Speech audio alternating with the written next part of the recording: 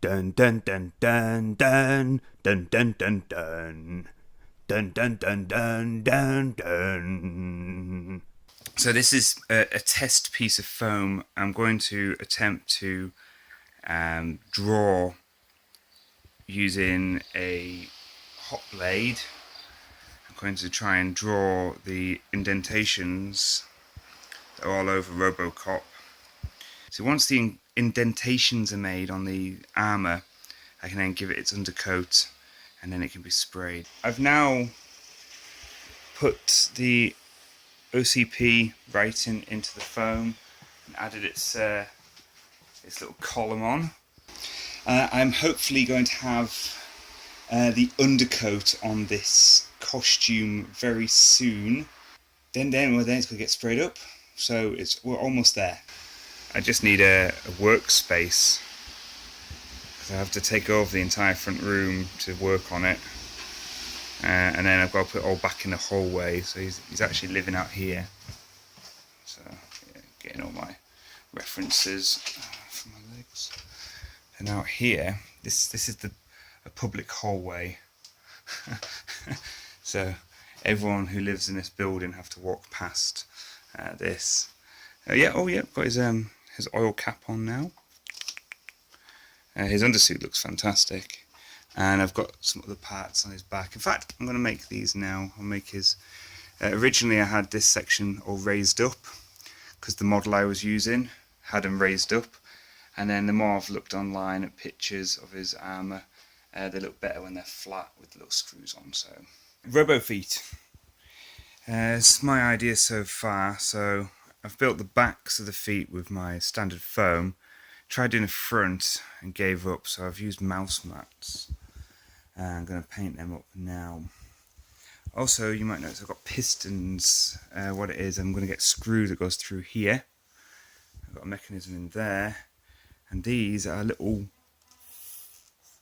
pumps off a balloon kit. So I've got two of them which will go up the back of the legs, and hopefully they will do the job. So here we go. He's got 2 layers on his chest. That's done. That just needs its little lines putting back into it again. It's artwork. Then it gets sprayed. Cod piece is fine down there, under torso. Shins are done now. Got 2 layers on. Thighs, both thighs are different. Got their artwork put in. They're done. They just need a second coat of paint. And the arms, second coat of paint needed. Yeah, and there's his kneecaps down there. Just got some kneecaps as well. So, you might be wondering what I'm using. Basically, because it's foam, it needs to be flexible for the paint to attach. So I found this stuff. Now, the stuff I'm using is the stuff you use for sealing the roof on your house. Now, it's elastomatic, meaning it's rubber paint. So once it's painted on, it's flexible. So really good. I was trying to do the whole thing in black. They sold out of black, and being Jersey, you can't just go into a shop and buy paint. You can't go online and buy paint because we're a little island and nothing's allowed to be shipped over. So I had to get this, and it's worked out better because as RoboCop is a bluey grey, having a grey undercoat is definitely going to help. What I do is I've been adding a small amount of water to it just to try and help get rid of the streaks, which hasn't really been that successful, but I'm giving it a shot.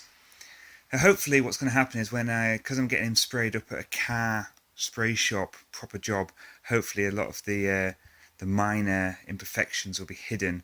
So hopefully I'm going to, the idea is I enter this into Comic-Con, so it'd be nice to win something or be spotted or be recognised as, putting a lot of time and effort in. It has taken 9 months to make so far, so it's been a lot of hard work. So just a little bit of recognition for doing all that hard work would be good. People keep saying, why do you do this? Why do you spend hours and hours and hours building these things? Let me few of my family's going crazy. Someone else said, if you put this much time and effort into your job, you'd be a manager. Yeah. With no enjoyment. Yeah, this stand I'm using for painting, it's my rear speaker stand off my old sound system. And ever since my speakers went on the wall, I've used it for painting everything. It is the most coolest homemade stand. I mean, you can buy professional stands to stand stuff on. It costs a fortune. This rear speaker stand has been absolutely fantastic. What I'm thinking at the moment is I want to perform on stage. Or if I can't get into the performance, because obviously I don't know how to enter. It's not very, if you go online, it's not really answered very well how to enter, when the performances are. I thought I'd go in for the MP3 one, and then as the more I read about it, it looks like it's for previous winners only, I think. I don't know. When I say MP3s, I've got a performance piece, so I was thinking, go up on stage, say some lines from the film, do some stuff, but worst case scenario, at least I just want to enter a masquerade and go up and explain what I've done, how much work went into it. You know, loads of pictures and photos, and you know, maybe they've already seen it online. The question is, say I've built the whole thing from EVA foam, and I get up on stage and the judge asks, did you buy anything? Any props? If I say no, is that going to be more of a yay? So the question is here, which gun do I use? Gun number 1. This is my EVA foam gun, so it's all made by hand, therefore on stage it might do the job. Right? Or this one, which was just a block of resin, I've sanded it, shaped it and painted it. Then I have this one. So that is the question. Now, they're not far off the right sizes.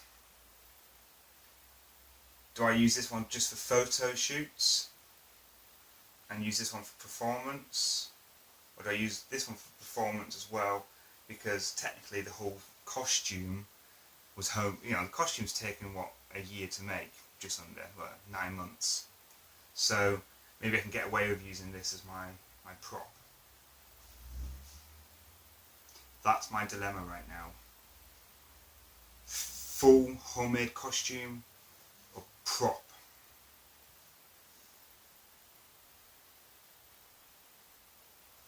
And I will be debating this until the moment I get on stage.